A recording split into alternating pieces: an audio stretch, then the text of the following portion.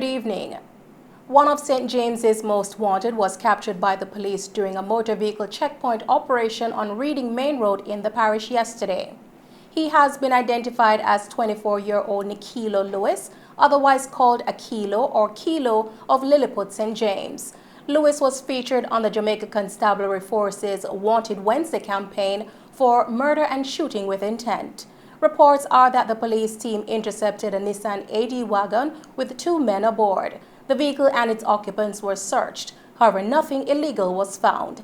Lewis was identified subsequently and arrested. The other occupant of the car was also taken into custody pending further investigations. In the meantime, the Kingston West Police have listed several men as wanted in connection with serious crimes committed in Kingston. They are Kieran Angus, otherwise called Kadula or Dula, whose last known address is Greenwich Park Road in Kingston 12. He's wanted for murder and shooting with intent. Marlon Keating, whose last known address is Upper 2nd Street in Kingston. He's wanted for murder.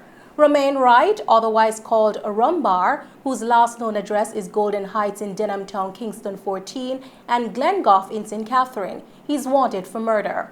Anthony Matthews, otherwise called Little Man, whose known address is Bond Street, Kingston 14. He's wanted for shooting with intent. A man known only as Teacher, he's wanted for shooting with intent. A man known only as Platinum, otherwise called Juba, he's wanted for shooting with intent. A man known only as Elvis, he's wanted for murder. A man known only as Biggs, he's wanted for murder. Another man known only as Ino, he's wanted for murder. A man known only as Jason, he's wanted for murder. And another man who's known only as Prezi, he's also wanted for murder. These men have been asked to turn themselves into the Denham Town Police immediately. Anyone with information relating to the whereabouts of these men are also asked to contact the Denham Town Criminal Investigations Branch at 876-948-6443, Crime Stop at 311, or the nearest police station. A collision of motorcycles claimed the lives of 2 men along the Landilly Main Road in Savannah Lamar, Westmoreland yesterday. Dead are 67-year-old Roy Porter, a laborer of Big Bridge, Westmoreland, and an unidentified man. Reports from the Savannah Lamar police are that at about 6 p.m., Porter was traveling in a westerly direction heading towards Negril.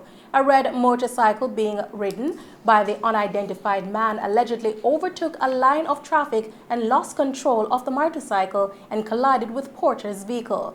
Both men were severely injured and transported to hospital, where Porter was pronounced dead and the other man succumbed to his injuries whilst undergoing treatment. The investigation continues. Minister of State in the Ministry of National Security, Xavier Main, toured the Lockett Avenue Probation and Rehabilitation Facility in Kingston today. Minister Main said that today's tour afforded him the opportunity to visit officers and staff of the facility and gave them tokens as a sign of the government's appreciation of their work in the Probation Aftercare Services Department. Well, today the visit was twofold. It presented an opportunity for me to engage with our probation aftercare officers and also the support staff that serve them in the discharge of their duties. Also, we were able to present tokens of appreciation to the members of staff within the probation aftercare services who would have displayed high levels of commitment and competence, and for that they were given tokens of appreciation. As it now stands, we have in excess of 100 probation aftercare officers, dealing with close to just about 3,000 cases. There is room for more, but it is an ongoing process, and we are seeking to improve and increase the number of probation aftercare officers that we have serving right throughout the island of Jamaica.